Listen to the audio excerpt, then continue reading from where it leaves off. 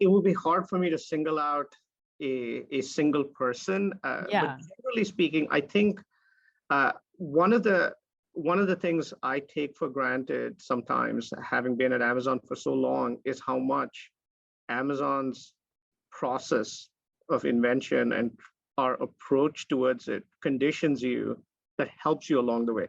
There's a lot of companies that want to do invention, they want to do innovation, but they don't really have the patience for it.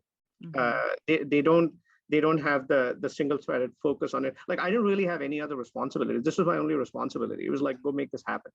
So it wasn't as if they had saddled me with like 8 other different things and then said that, oh, by the way, this 9th thing, if you sort of get a little bit of time for it, try to figure out as to what you can do with it. And the problem is that we take, like, one of the things that I find Amazon to do consistently well, despite having sort of been, from 2003 till now, is if they feel that this is a problem worth solving, if they feel that this is a big enough market segment size, if they feel that you can offer a differentiated way that customers will appreciate, then they give people single-threaded focus on the runway to do it.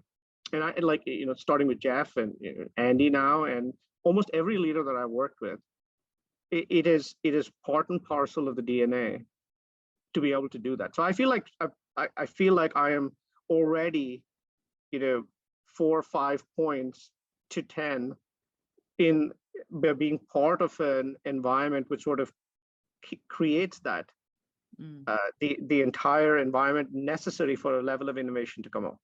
And then the idea that we sort of do with our teams is that 8 out of 10 of these ideas that we come up with are not going to work.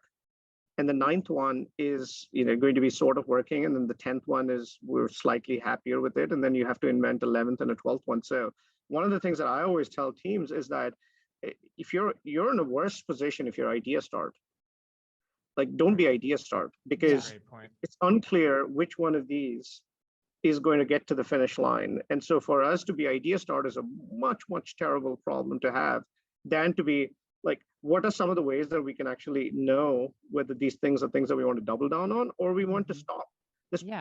Almost any idea that you see now, there have been about 10x the number that have been stopped.